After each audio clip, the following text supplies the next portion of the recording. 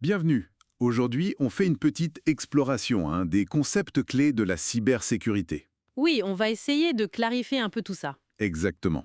On se base sur quelques documents, des guides comme principes fondamentaux et éléments essentiels expliqués. L'idée, c'est vraiment de rendre ça plus concret pour tout le monde. Tout à fait. Alors, on commence par la base, peut-être. Un contrôle de sécurité. Euh, c'est quoi au juste?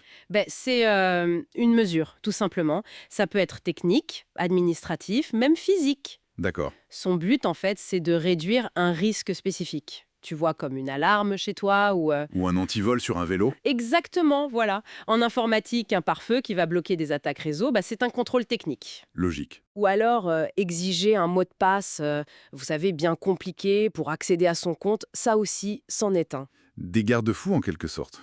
Alors, parlons du gestionnaire de données, le fameux data custodian. Si on imagine une chaîne d'hôtels, par exemple, qui a plein d'infos clients, quelles sont ses responsabilités concrètement? Hmm. Alors lui, il est vraiment le gardien des données. Sa mission, elle est, on peut dire, triple. Ah oui, Oui, d'abord protéger les données quand elles sont stockées, donc sur les serveurs de l'hôtel. Ensuite, s'assurer qu'elles voyagent en sécurité sur les réseaux. quand on réserve en ligne, par exemple. C'est ça. Et enfin, contrôler qui peut y accéder et comment. Il doit vraiment veiller sur l'info pendant tout son cycle de vie. D'accord. Et des exemples d'actions? Chiffrer un email important avant de l'envoyer ou tout simplement utiliser le HTTPS sur le site web de réservation, ça c'est typique. Et ça nous amène justement au chiffrement. Les documents mentionnent le chiffrement symétrique. C'est quoi?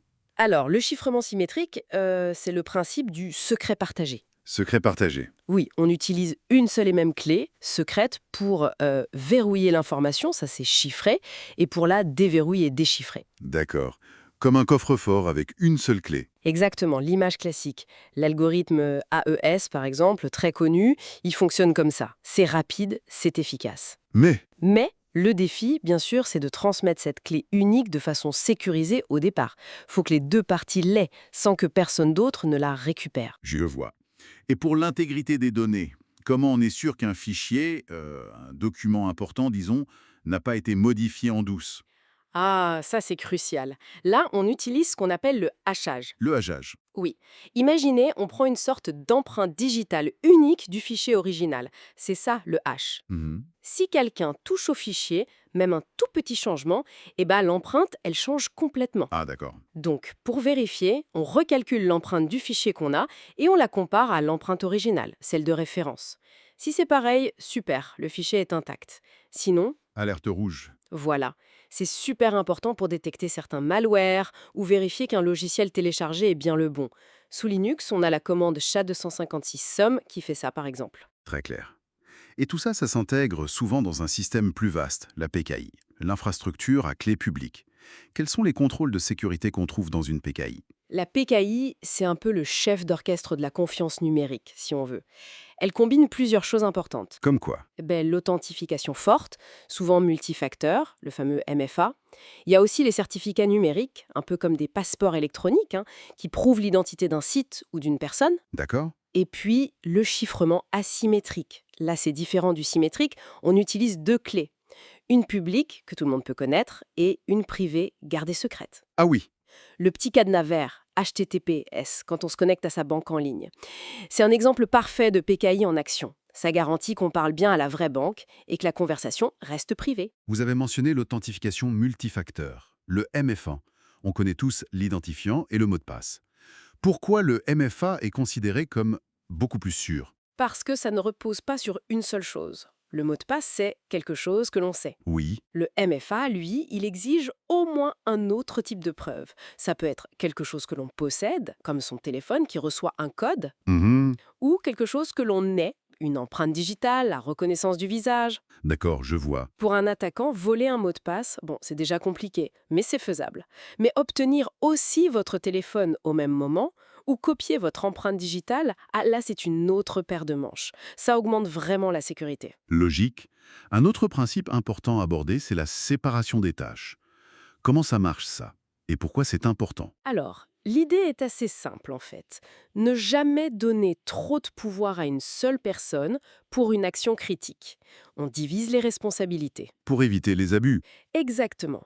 Pour éviter les erreurs aussi, mais surtout la fraude. L'exemple des sources est bon. Une personne approuve les bons de commande et une autre personne les archive. Aucune des deux ne contrôle tout le processus de bout en bout. D'accord. Et pour mettre ça en place techniquement, on utilise des systèmes d'autorisation.